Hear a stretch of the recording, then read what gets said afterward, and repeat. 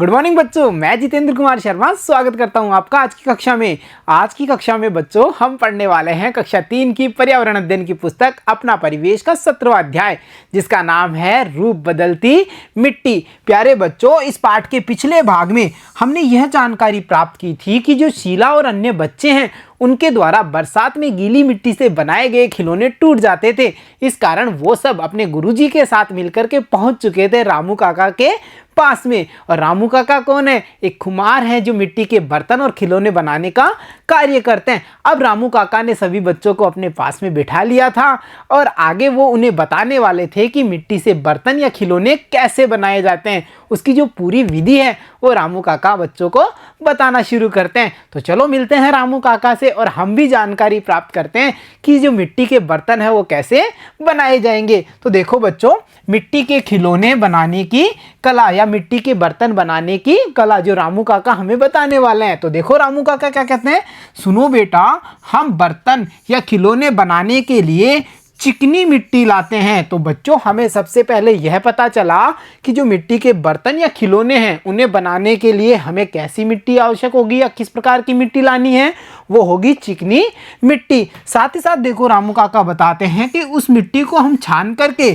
कचरा आदि साफ करते हैं और फिर उसे गूंथ लेते हैं। यानी कि बच्चों, ऐसा नहीं कि चिकनी मिट्टी को सीधा ही भिगो करके और गूंथ लिया गया है, नहीं, पहले उसको साफ किया जाता है छान करके और फिर उसे आटे की तरह गूंथ करके तैयार किया जाता है। और यहाँ आप देख पा रहे हैं रामू काका को जो मिट्टी को चलनी की सहायता से छान रहे हैं। तो बच्चों, बर्तन या खिलौने बनाने के लिए चिकनी मिट्टी आवश्यक है और मिट्टी को प्राप्त करने के बाद में उसे छान करके साफ किया जाता है। इसके बाद में आगे देखिए, दूसरे दिन उस अच्छी तरह गूंथ कर बर्तन बनाने लायक तैयार कर लेते हैं। यानी बच्चों, जैसे मिट्टी को छाना, फिर अगले दिन हम उसे अच्छी तरह गूंथ करके बर्तन बनाने के लिए पूर्ण रूप से तैयार कर लेते हैं। और यहाँ पर हम देख पा रहे हैं रामू काका को, जिसने मिट्टी को पहले साफ किया था और अब उन्होंने इसको अच्छी तरह गूंथ करके दूसरे दिन बर्तन बनाने के लिए तैयार कर लिया है।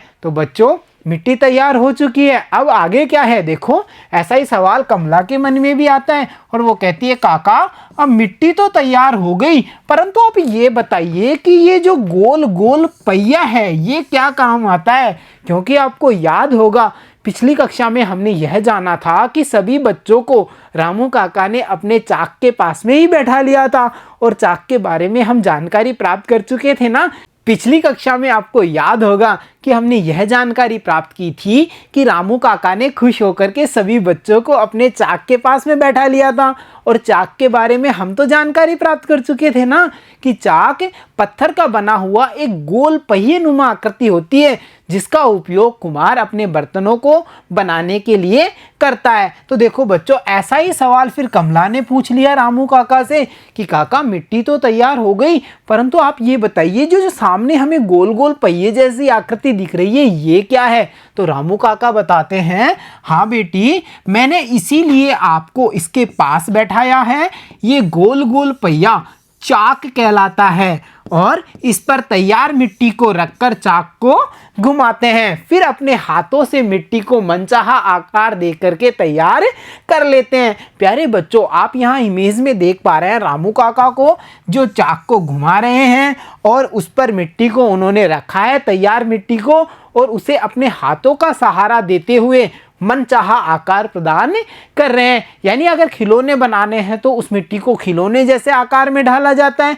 बर्तनों में छोटे बर्तन, बड़े बर्तन जैसे बर्तन बनाने हैं तो उस मिट्टी को उस आकार में ढाला जाता है इस चाक पर घुमा करके अपने हाथों के सहारे से। तो हमने भी बच्चों जानकारी प्राप्त की है चाक के बारे में, यानी तैयार मिट्टी को चाक का उपयोग करते हुए अपने हाथों का सहारा देते हुए हम मनचाहे आकार में परिवर्तित कर सकते हैं। तो चलो आगे और जानकारी प्राप्त करते हैं। फिर नेहा पूछती है, काका क्या यह बर्तन तैयार हो गया?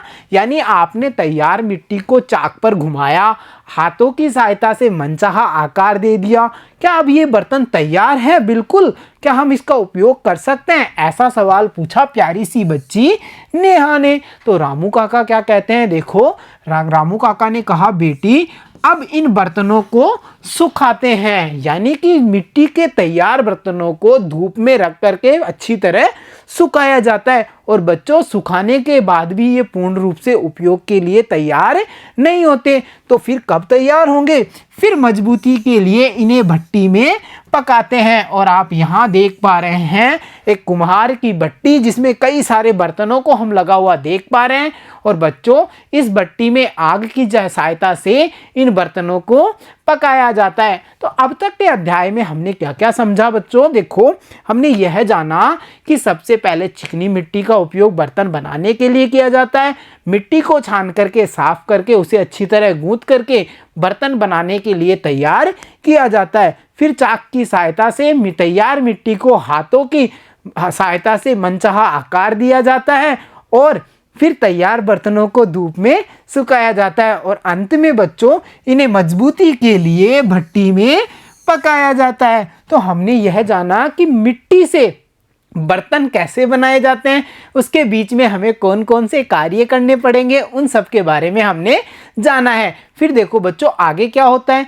बर्तन, मिट्टी की जो बर्तन थे वो भट्टी से पक कर के अच्छे मजबूत होकर के बाहर हमने निकाल लिए। अब क्या ये बर्तन तैयार हो चुके हैं?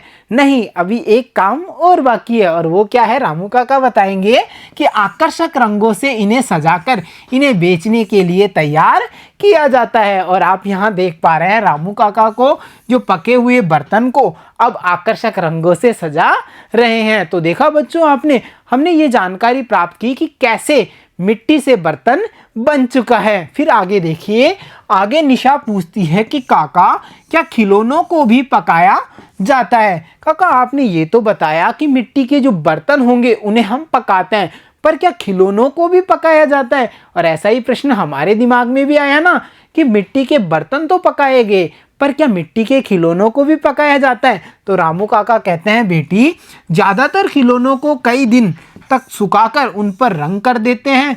कई तरह के खिलौनों को पकाया भी जाता है, यानी कुछ खिलौने ऐसे होंगे जिन्हें हम कई दिनों तक धूप में रख करके सुखाते हैं और फिर उन पर रंग कर करके उन्हें तैयार कर लिया जाता है। परंतु कुछ ऐसे भी खिलौने हैं जिन्हें भी भट्टी में आग की सहायता से पकाया जाता है। और ये बात रामू काका ने बच्चों को समझा दी।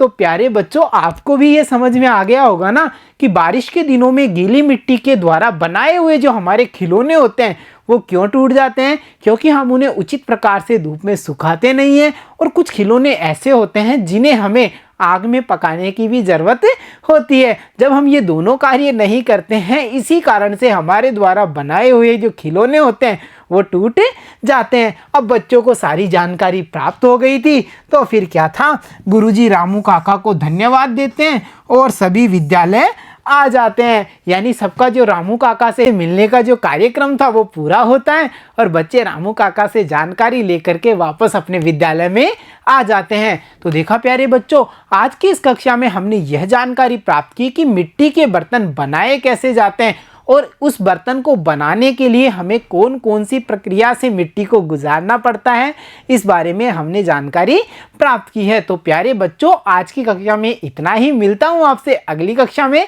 तब तक के लिए धन्यवाद बच्चों।